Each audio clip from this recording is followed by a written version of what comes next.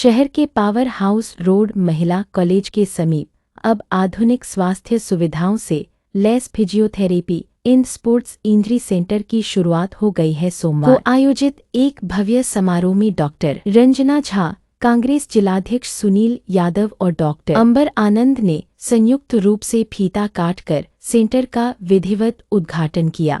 उद्घाटन के दौरान कांग्रेस जिलाध्यक्ष सुनील यादव ने कहा कि कटिहार जैसे बढ़ते शहर में एक आधुनिक फिजियोथेरेपी सेंटर की सख्त जरूरत थी। उन्होंने हर्ष व्यक्त करते हुए कहा, अब गंभीर चोट और हड्डियों के दर्द के इलाज के लिए स्थानीय लोगों को बड़े शहरों की ओर रुख नहीं करना पड़ेगा।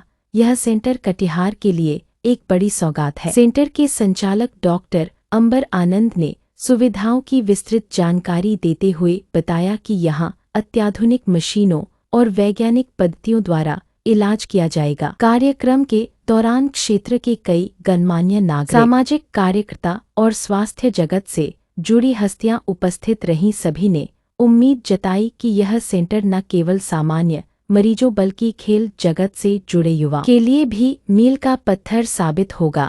फिजियोथेरेपी और स्पोर्ट्स, यहाँ पे स्पोर्ट्स की और फिजियोथेरेपी की सारी सुविधाएं उपलब्ध होंगी। फिजियोथेरेपी में जितने स्पोर्ट्स की इंजरीज हैं उनके लिए ट्रीटमेंट होगा, जिसमें कभी फुटबॉल में या क्रिकेट में किसी भी तरह की इंजरी हो गई, मसल पुल हो गया, उसके लिए इलाज होगा। उसमें एक्सरसाइजेज और इलेक्ट्रोथेरेपी दोनों रिक्वायर्ड होती है, तो दोनों का ही इस्तेमाल होकर ट्रीटमेंट किया जाएगा। और बाकी जिस तरह की कंडीशन होती है, जो ऑर्थोपेडिक केसेस हो गए, न्यूरोलॉजिकल केसेस हो गए, फॉर एग्जांपल जैसे आपकी गठिया हो गया, आर्थराइटिस, घुटने में दर्द, कंधे में दर्द, फ्रोजन शोल्डर जिसको बोलते हैं, इन सभी चीज़ों का इलाज किया जाएगा फिजियोथेरेपी के द्वारा।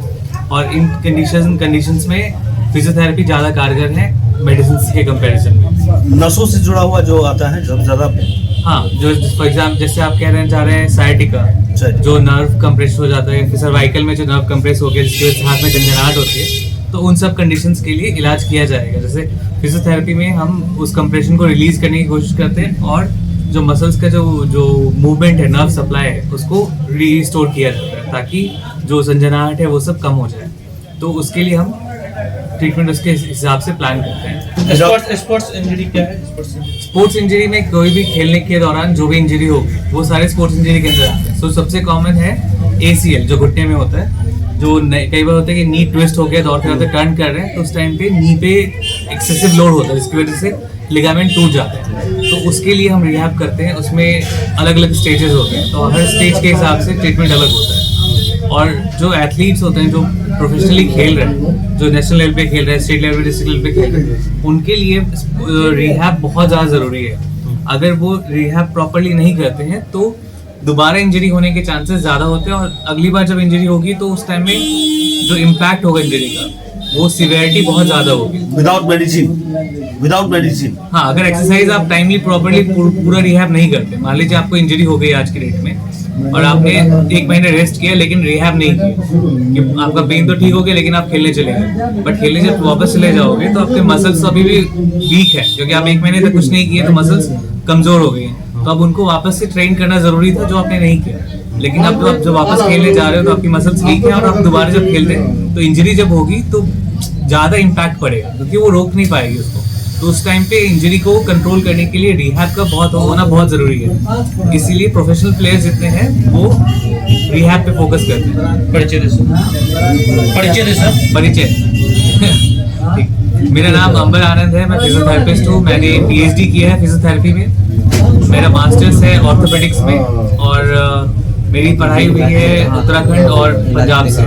मैं अभी पिछले 2-2.5 साल से बैंगलोर में सेंटर फॉर स्पोर्ट्स के साथ जुड़ा हुआ हूँ। क्या टाइम टेबल रहेगा सर यहाँ का? यहाँ का टाइम टेबल रहेगा सुबह 9:30 बजे से शाम के 7 बजे तक, जिसमें 1 घंटे का। किस जगह खुला है ये? क्या ये महिला कॉलेज के बगल में कॉर्नर पे है, पावर हाउस रोड में। Thank you sir. हुआ है, क्या शुभकामनाएं देंगे?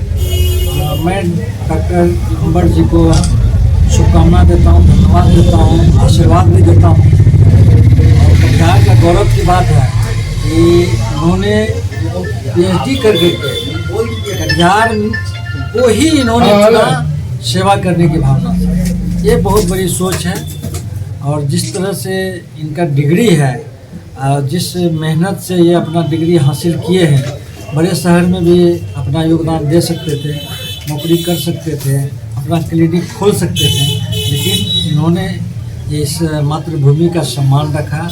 और जो कटिहार में जो इनके द्वारा जो एक फिजियोथेरेपी का शुरुआत किया है, हमें लगता है कि जो कमी थी हमारे कटिहार जिला में, अब लगता है कि वो पूरा हो जाएगा और लोगों को बाहर जाने की ज़रूरत नहीं पड़ेगी, बाहर के डॉक्टरों से कंसल्ट करना नहीं पड़ेगा।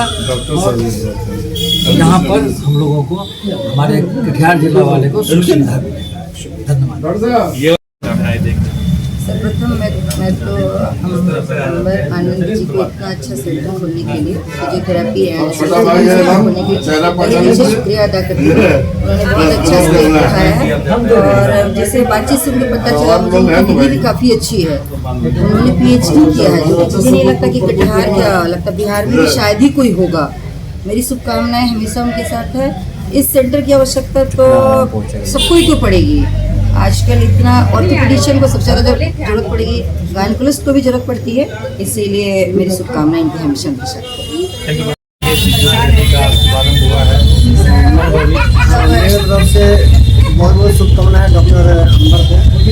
और फर्स्ट टाइम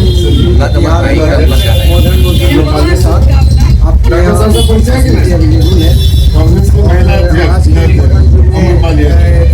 का बहुत ज़्यादा रोल है।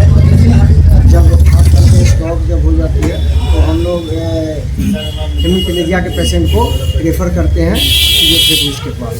Thank you.